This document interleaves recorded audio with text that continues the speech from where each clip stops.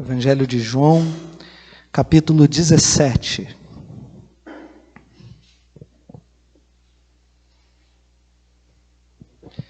Um texto talvez bem conhecido para aqueles que já estão na vivência de igreja, a oração sacerdotal de Jesus. Um texto importantíssimo, importantíssimo. Temos certeza disso porque quem fala essas palavras que estão registradas pelo apóstolo João é o próprio Jesus. E ele não só está falando, ele está orando. Toda vez que Jesus ora, temos que prestar muita atenção. A partir do verso 20, ele ora por nós. Ou seja, muito mais importante é essa oração para mim, para você, para a igreja. Esse é o título do sermão que você ouvirá essa noite, quando Jesus ora por nós. E eu já começo dizendo isso para você e para mim. Quando Jesus ora por nós, devemos estar com os nossos corações bem abertos. Que Deus conceda isso a nós, para que possamos ouvir e sermos capazes de ser aquilo que Jesus pede a Deus que nós sejamos. Nós leremos então João 17 a partir do verso 20. O texto bíblico diz assim: não peço somente por estes, mas também por aqueles que vierem a crer em mim, por meio da palavra que eles falarem, a fim de que todos sejam um. E como tu, ó Pai, estás em mim, e eu em ti, também eles estejam em nós, para que o mundo creia que tu me enviaste. Eu lhes transmiti a glória que me deste, para que sejam um, como nós o somos, eu neles e tu em mim, a fim de que sejam aperfeiçoados na unidade, para que o mundo conheça que tu me enviaste e os amaste, como também amaste a mim.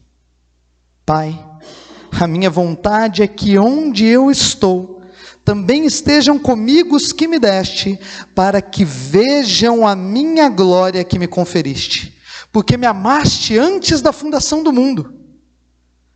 Pai justo, o mundo não te conheceu, eu, porém, te conheci, e também estes reconheceram que tu me enviaste. Eu lhes fiz conhecer o teu nome, e ainda o farei conhecer, a fim de que o amor com que me amaste esteja neles, e eu neles esteja. Amém. Gostaria de olhar e examinar esse texto com você hoje, observando 3 momentos. O primeiro deles, onde Jesus ora para que sejamos um. O segundo, Jesus ora para que sejamos um pelo exemplo da sua glória. Por fim, para que Ele possa revelar a sua glória para sempre.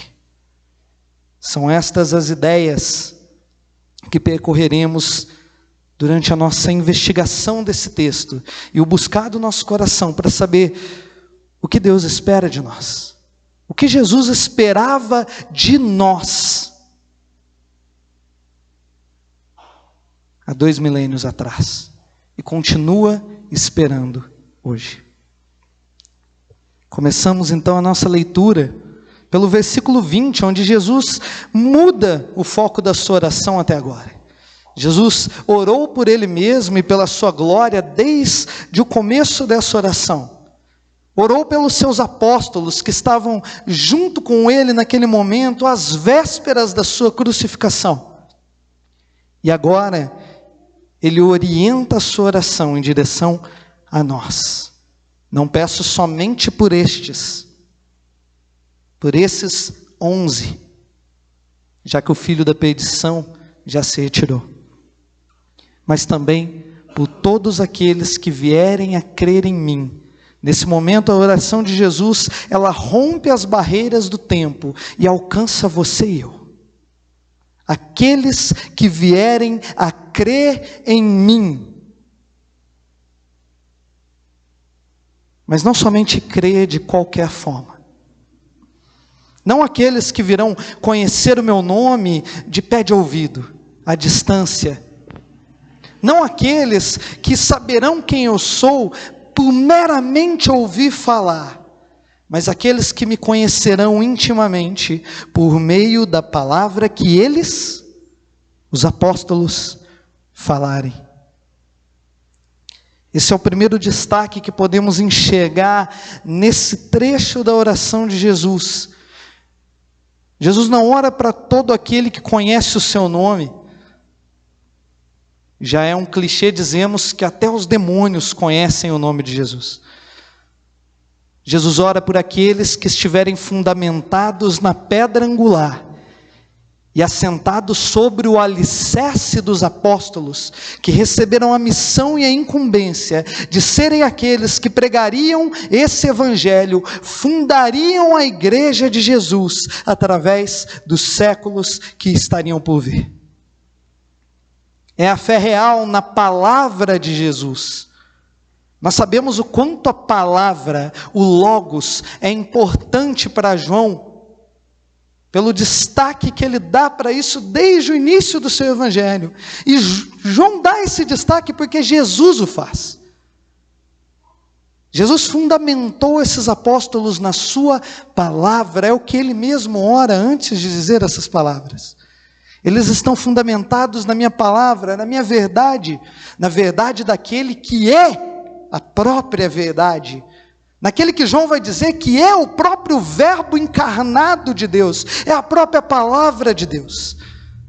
Jesus ora por aqueles que o conhecem intimamente, conhecem pela palavra que está sendo pregada pelos séculos, o verdadeiro evangelho. Jesus ora por aqueles que estiverem firmados de fato na rocha, mais uma vez. Rocha é essa que possui os alicerces dos apóstolos. Paulo já disse em Romanos 10:17, assim a fé vem pelo ouvir, e é qualquer ouvir?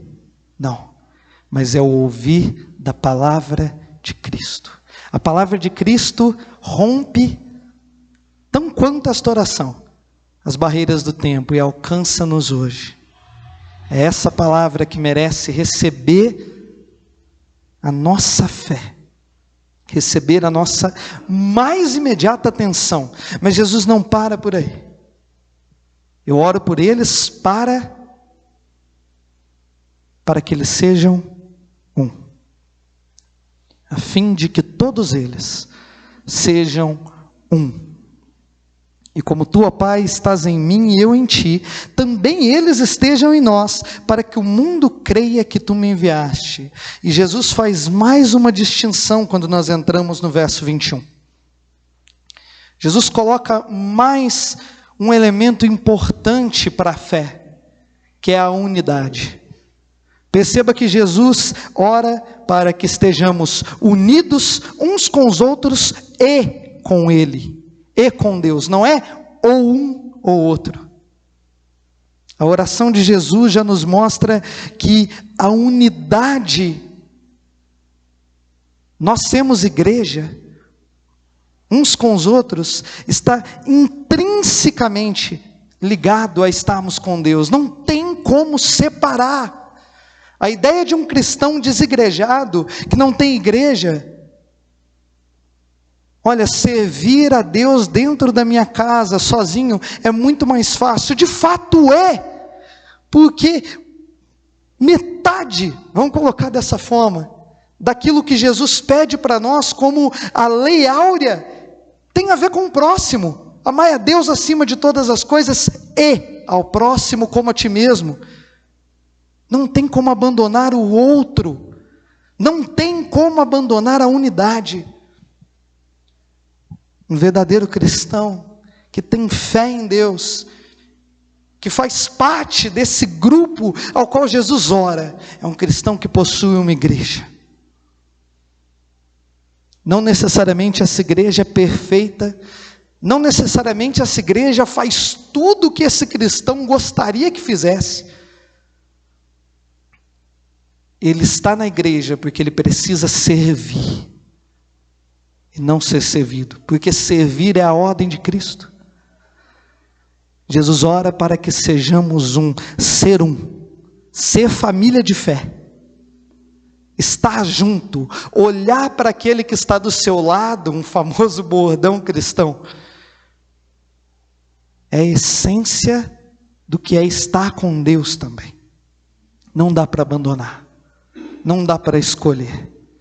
Jesus ora para que nós sejamos uns com os outros, unidos, para que também estejamos com Ele, para que também estejamos unidos com Deus. Mais uma vez, as duas coisas caminham juntas, não dá para separar. Esse é o nosso primeiro ponto, como eu disse. Jesus ora para que você e eu sejamos para que nós uns com os outros sejamos Esse é o alvo desse pedido de Jesus. Esse é o desejo do seu coração. Veremos agora, mais adiante, de que esse desejo tem um firme propósito. Nosso segundo ponto é que Jesus ora para que sejamos não de qualquer forma, mas pelo exemplo da sua glória. Nós podemos conferir isso a partir do versículo 22. Eu lhes transmiti a glória que me deste, para quê? Para que sejamos a fim de que todos eles sejam como nós o somos. Jesus não nos deixou desamparados nesse pedido que Ele faz, mas Ele deu um exemplo magnífico, que é a sua própria glória. Glória significa esplendor, glória significa grandeza, glória significa o poder glorioso de Jesus, e esse poder de Jesus foi feito visível. A glória de Deus foi feita visível em Cristo, é o que João nos ensina ao começar o seu evangelho. João 1, verso 14 diz: o verbo se fez carne e habitou entre nós, cheio de graça e verdade, e vimos a sua glória. Glória como a do unigênito do Pai. Jesus revelou a sua glória para nos ensinar, para nos dar o exemplo de como devemos ser A vida de Jesus é um glorioso quadro no qual podemos nos deleitar juntos, em unidade.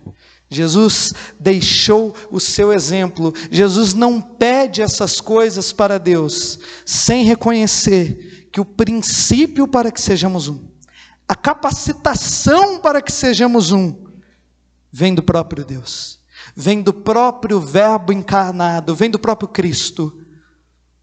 Não somos de qualquer jeito, não somos da forma que desejamos ser.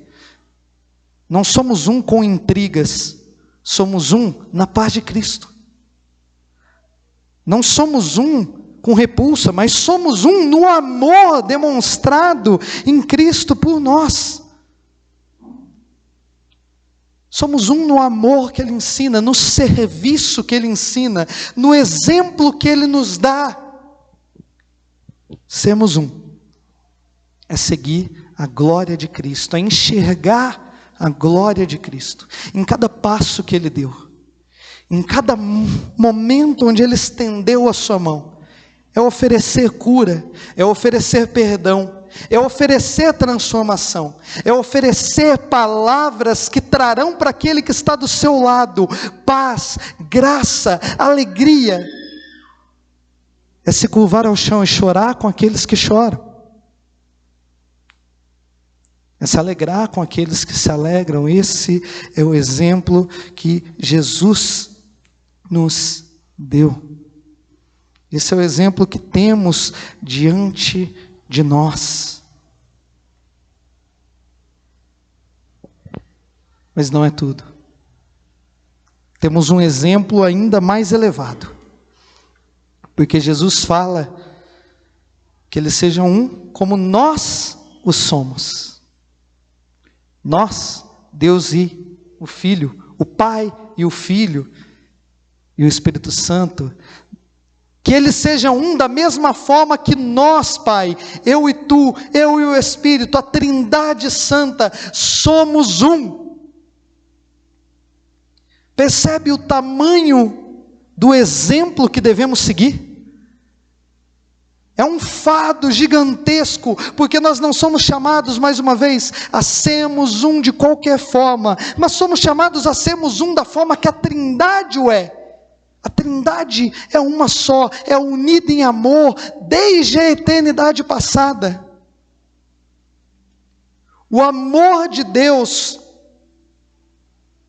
que Ele reparte, Ele demonstra entre cada uma de suas pessoas, o Pai, o Filho e o Espírito Santo, é um amor inconcebível. Mas esse é o exemplo que Ele pede de nós. Esse amor é tão grandioso, que ele foi até o exemplo que C.S. Lewis usou para demonstrar, para argumentar a existência dessa Trindade. Que Deus não é uma só pessoa e Jesus é só um cara qualquer, não. Jesus é o esplendor da glória do Pai. Se baseando naquele conhecimento que temos, Deus é amor.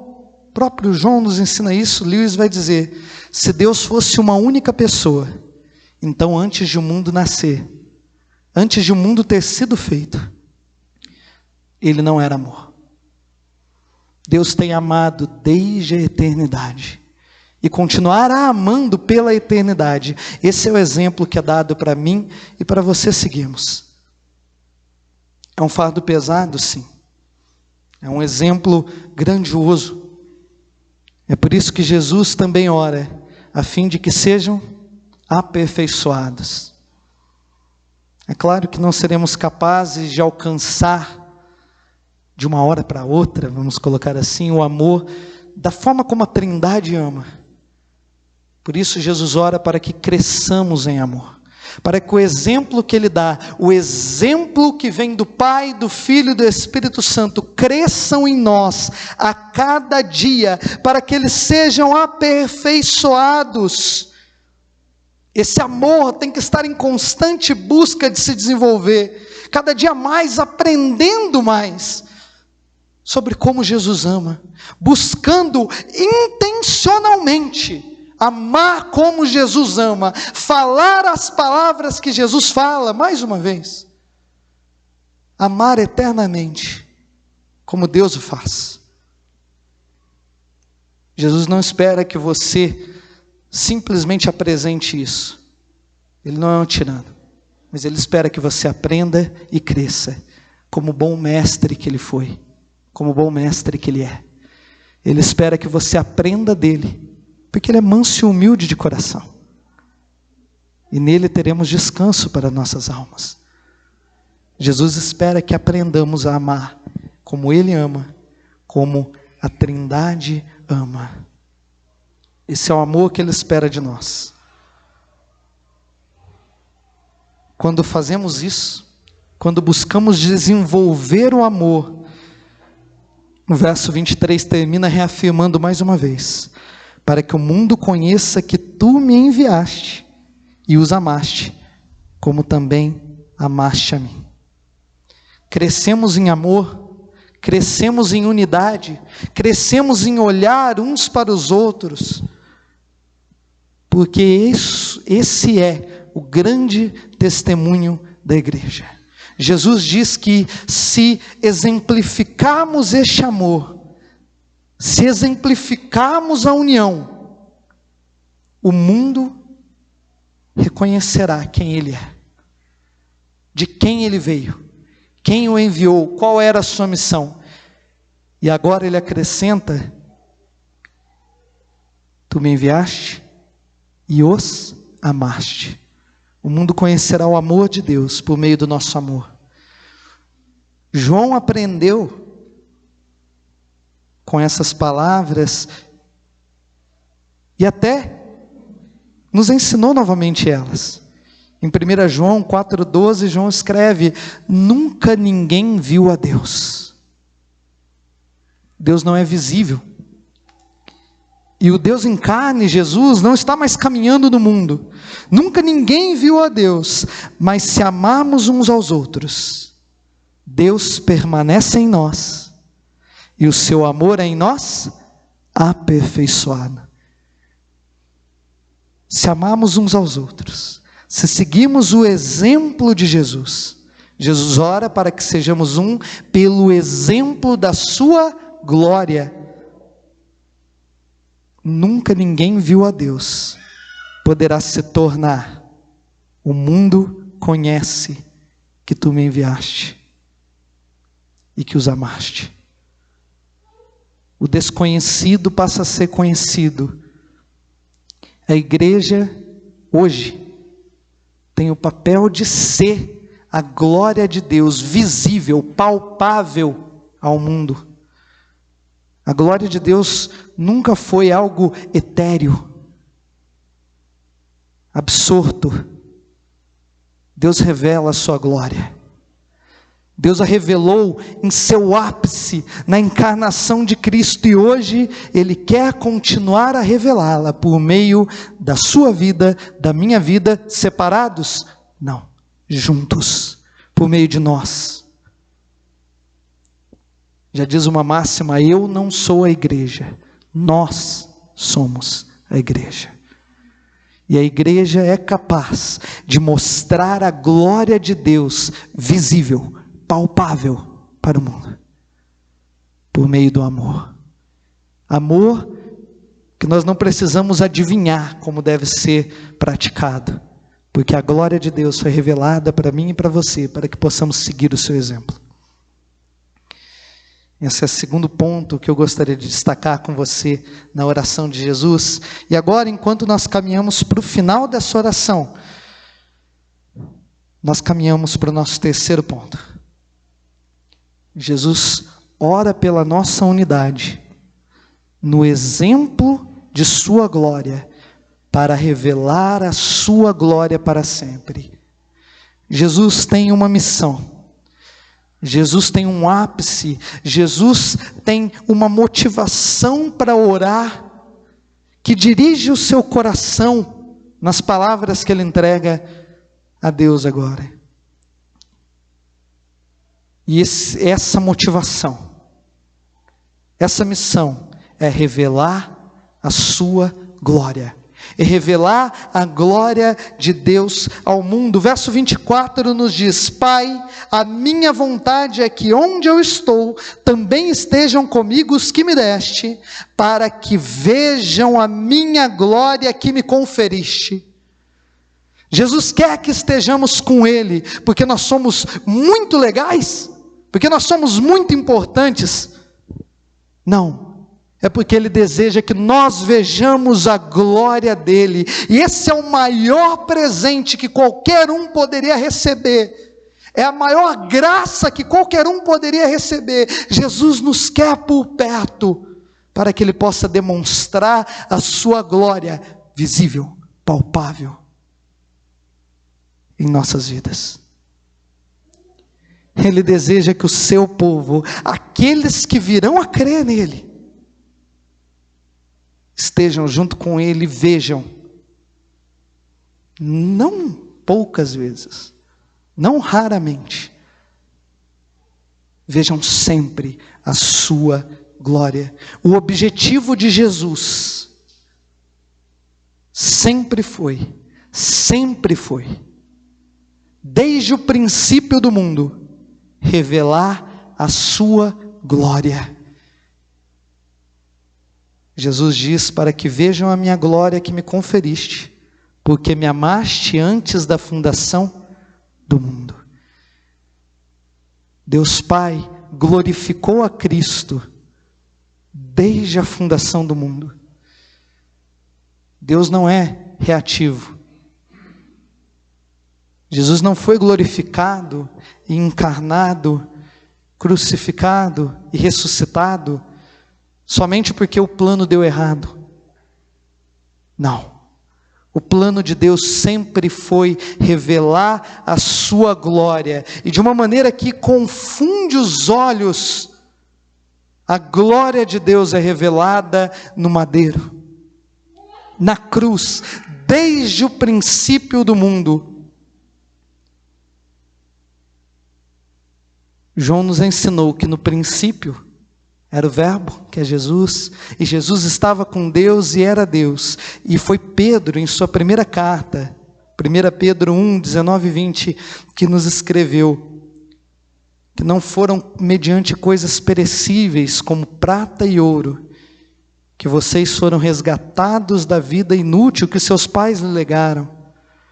Não foi por meio da força dos seus braços que vocês foram resgatados do pecado com o qual vocês nasceram, mas pelo precioso sangue de Cristo, como de um cordeiro sem defeito e sem mácula. Ele foi conhecido antes da fundação do mundo, mas foi manifestado nestes últimos tempos, em favor de nós.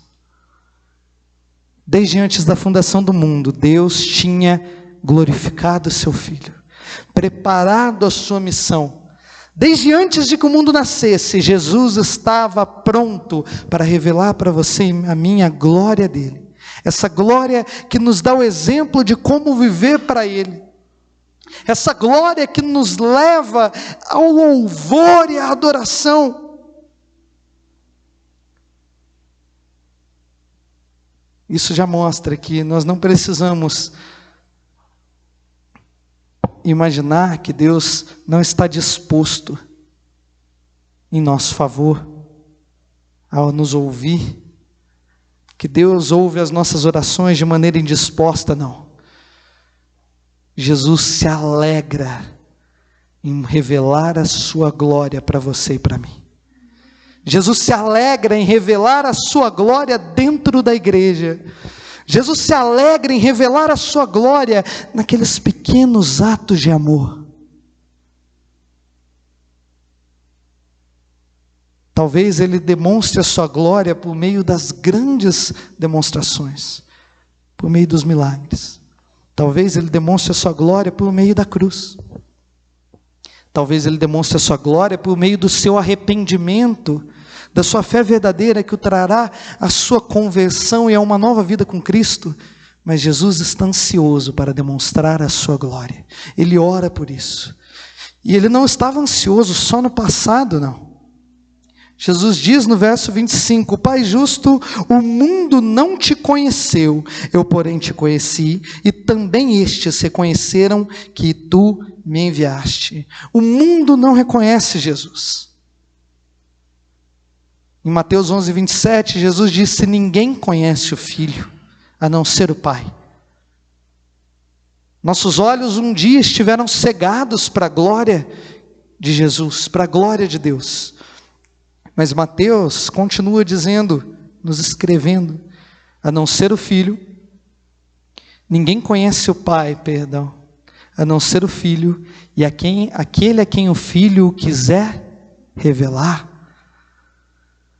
Pai justo, o mundo não te conheceu, o mundo não conheceu as suas obras, o mundo desprezou você, caiu em pecado, desprezou a sua obra, o seu amor, mas eu te conheço, e agora estes que estão junto comigo também te conhecem, e eu oro por aqueles que vão vir a conhecer ainda. Jesus é o responsável único. Jesus não abre mão disso, porque esse é o grande desejo do seu coração, revelar a sua glória. Jesus é o único responsável por revelar a sua glória, por revelar a glória de Deus. E Ele faz isso graciosamente. Graciosamente. Ele não está longe. Ele não está distante. Jesus não está pegando a glória de Deus e mantendo ela escondida, longe dos seus olhos hoje, não! Ele quer demonstrar a sua glória na sua vida hoje. E para sempre. O verso 26 diz: eu lhes fiz conhecer o teu nome, e ainda o farei conhecer, e ainda o farei conhecer, e ainda o farei conhecer. Eu lhes fiz hoje conhecer o teu nome. Sim, os meus discípulos te conhecem, eles sabem quem eu sou e quem tu és, eles receberão o teu Espírito Santo, e daqui para frente eu continuarei fazendo que as pessoas conheçam o teu nome. E durante a história, homens e mulheres foram convertidos à glória de Cristo, foram tornados novas criaturas, pregaram o Evangelho de Cristo, se tornaram seus oficiais na terra, proclamadores de boas novas, fazendo brilhar ao mundo a luz que Jesus mostrou. A missão de Jesus não acabou. O desejo máximo do coração de Jesus ainda não se apagou. A chama continua acesa, fervilhando no coração do próprio Cristo. Eu lhes fiz conhecer o teu nome, e ainda o farei conhecer até o fim dos tempos. João nos escreve em Apocalipse 21, 23, a Nova Jerusalém, a cidade eterna, onde não há dor, não há pranto, não há choro, não há mais morte, não precisa do sol nem da lua para lhe dar claridade, pois a glória de Deus a ilumina, e o Cordeiro é a sua lâmpada. Jesus está revelando a glória de Deus desde o início dos tempos, e continuará a fazê-lo até a eternidade. Essa glória não está distante de você hoje, e nem de mim. Ela é eterna. E o desejo de Jesus é fazer com que essa glória brilhe no mundo, por meio da sua vida, da minha vida, juntos. Quando Jesus começa a sua oração sacerdotal, ele pede para que seja glorificado. Pai, chegou a hora, glorifica o teu filho, para que o filho glorifique a ti. Essa oração nunca foi sobre nós, de certa forma. O desejo máximo do coração de Jesus, desde quando ele começa a orar, é que a glória do Senhor brilhe cada vez mais forte. Mas quando nós chegamos ao final, quando nós lemos que Jesus ora por nós, nós descobrimos que ele nos deu a graça de poder ser resposta à sua própria oração. Nós, juntos, esta igreja, pode ser resposta à oração do próprio Cristo hoje.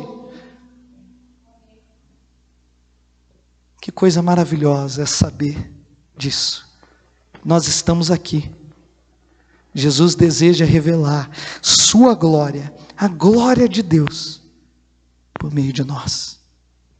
Jesus ora por nós, para que sejamos um, pelo exemplo da sua glória, para revelar a sua glória para sempre. Jesus ora por nós, para que sejamos um, pelo exemplo da sua glória, para revelar a sua glória para sempre. Para encerrar esse sermão, eu gostaria de destacar para você agora 3 importâncias que essa oração, que esta reflexão que tivemos hoje pode ter para o seu e para o meu coração. Quais são as aplicações que ela deve ter em nossa vida de igreja? E a primeira delas é que nós podemos, talvez até devamos, orar como Jesus orou. Em Tiago, capítulo 5, versos 17 e 18, nós recebemos um encorajamento absurdo para que nós oremos. Tiago escreve: Elias era um homem semelhante a nós, sujeito aos mesmos sentimentos, e orou com fervor para que não chovesse sobre a terra, e por 3 anos e 6 meses não choveu. Depois ele orou de novo, e então o céu deu chuva, e a terra produziu os seus frutos. Elias era um homem como nós, sujeito às mesmas dores, e orou para o mesmo Deus que você e eu oramos hoje. Para um Deus que é tão poderoso quanto já foi na época de Elias. O Deus imutável, continua capaz de realizar grandes coisas e demonstrar sua glória de maneiras, por que não? Usando a linguagem que Paulo nos diz tantas vezes, além da nossa imaginação. Se nós podemos tomar o exemplo de Elias, que era um homem como nós, por que não deveríamos tomar o exemplo de Cristo, que além de homem como um de nós, também era Deus de forma totalmente diferente de nós? Por que essa oração de Jesus, para que a glória dele seja revelada em nosso meio, deveria ficar de fora? Mais uma vez, talvez devamos orar com a mesma expectativa de que Jesus ora. Para que essa igreja, para que cada um de nós juntos seja usado para demonstrar a glória de Deus ao mundo. Essa é a oração do próprio Cristo, porque Deus não ouviria ela de você, quando Ele a ouviu de Cristo. Eu não sei como Deus vai responder essa oração. Talvez Ele responda essa oração com um milagre, com a cura. Talvez Ele responda essa oração com sofrer, e com as lágrimas derramadas diante do seu altar. Talvez Ele demonstre resposta a essa oração convertendo o coração daquele que estava perdido. Talvez Ele demonstre a sua resposta trazendo mais e mais almas para dentro da casa de Deus. Uma coisa é certa: Ele já revelou a sua glória uma vez, e deseja continuar revelando, como lemos. Ele deseja continuar revelando. Essa será a nossa mais sublime alegria. Então, como igreja, nós precisamos continuar orando. Nós precisamos continuar esperando de Deus a resposta da sua glória. Se assim orarmos, a nossa igreja estará sempre aberta para receber aqueles que por essa glória serão chamados, pois Jesus deseja continuar a revelar a sua glória. Uma segunda aplicação: nós podemos começar a olhar para a igreja de uma forma diferente.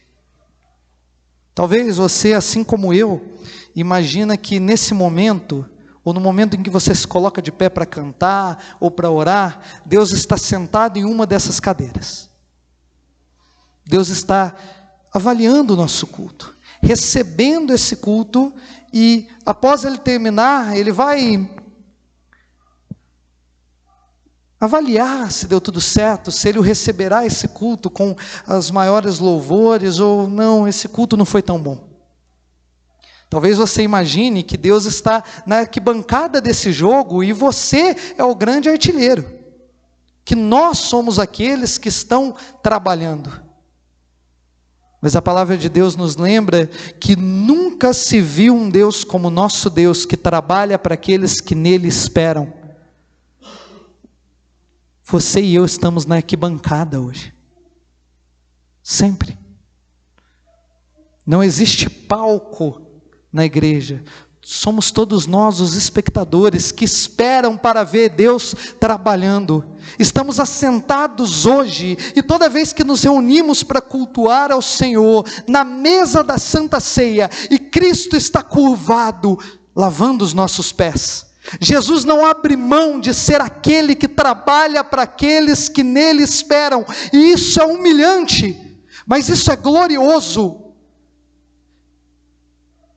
Quando você vem para o culto, quando eu venho para o culto, Talvez não seja tão sábio esperar o que eu posso oferecer para Deus hoje, mas talvez seja mais sábio se perguntar o que Deus tem para oferecer para mim hoje. Como Deus vai trabalhar no meu coração hoje, junto com os meus irmãos. Somos nós quem estamos sentados. Deus está em pé. Deus está trabalhando e Ele nunca para. Ele nunca deixará de revelar a sua glória. Então, se você hoje se sente como um espectador, se você vem para o culto para assisti-lo, mude um pouquinho a sua linguagem. Eu venho ao culto para ver a glória de Deus agindo na minha vida e na vida daqueles que estão junto comigo, juntos. Eu venho para a igreja para olhar para o irmão que está do meu lado e desejar que Deus o sirva hoje com aquilo que ele necessita. Com um consolo para o seu coração entristecido, ou com um sorriso e um abraço para o seu coração alegre.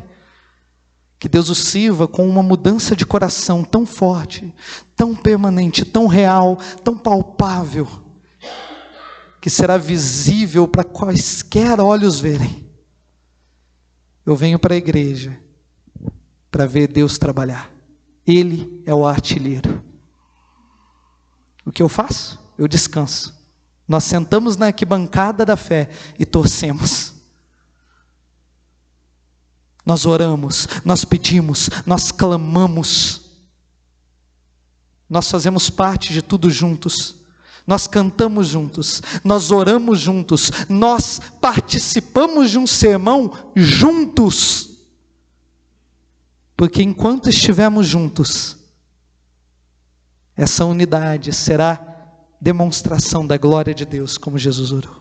Será demonstração da verdade do envio de Jesus Cristo ao mundo. Por último, a última aplicação. Nós podemos conhecer a glória de Deus. As portas da oração de Jesus estão abertas hoje. Talvez você olhe para o seu coração agora e se pergunte se você faz parte desse grupo que Jesus menciona em sua oração. Se você é um daqueles que vieram a crer realmente, radicalmente, de maneira completamente transformadora e além da sua imaginação, um daqueles que veio a crer de fato nas palavras que chegaram até você, por meio dos apóstolos, por meio de cada um que já pregou a palavra, que possibilitou que ela chegasse a mim e hoje eu pudesse passá-la para você. As notícias são boas. Você pode fazer parte desse grupo. Em Hebreus 7:25, o autor nos ensina: por isso, Jesus também pode salvar totalmente. Não é de qualquer forma, não é de qualquer jeito. Jesus pode salvar totalmente os que por Ele se aproximam de Deus, vivendo sempre a interceder por eles. Sempre a orar por eles. Você reconhece isso hoje, irmão? Que Jesus não terminou essa oração? Enquanto você está aqui, enquanto você fecha os seus olhos para dormir, Jesus está de joelhos diante do Pai, clamando pela sua vida. E se você ainda não faz parte deste grupo, mais uma vez, as notícias são boas. Se você se achegar a Deus por meio de Jesus, Ele sempre estará intercedendo por você. Ele sempre estará orando pela sua vida. Essa é a mensagem que pregamos. Essa é a mensagem dos apóstolos que veio do próprio Cristo. As palavras de Pedro, um apóstolo, continuam a ressoar para você e para mim hoje. Arrependam-se. Arrependam-se. E cada um de vocês seja batizado em nome de Jesus Cristo para o perdão, a remissão dos seus pecados. E vocês receberão o dom do Espírito Santo, porque a promessa, porque esta oração é para vocês, é para os seus filhos e para todos os que ainda estão longe. isto é, para todos aqueles que o Senhor, o nosso Deus, chamar. O convite está aberto. Arrependa-se. Creia no Senhor Jesus. Esse é o desejo dele para você hoje. As mãos dele não pararam de trabalhar ainda. Finalizando. João 5:24. É um importante eco desse texto que lemos. Em verdade eu lhes digo: quem ouve a minha palavra e crê naquele que me enviou, aqueles que reconhecem aquele que me enviou, tem a vida eterna. Vida eterna na glória de Deus. Não mais entra em juízo. Os pecados estão longe agora. O documento que assinava a sua condenação foi revogado. Você passou da morte para a vida. Que Deus nos abençoe. Que possamos ter a expectativa de Deus da mesma forma que Jesus a teve. Que possamos desejar ardentemente a visão da glória de Deus.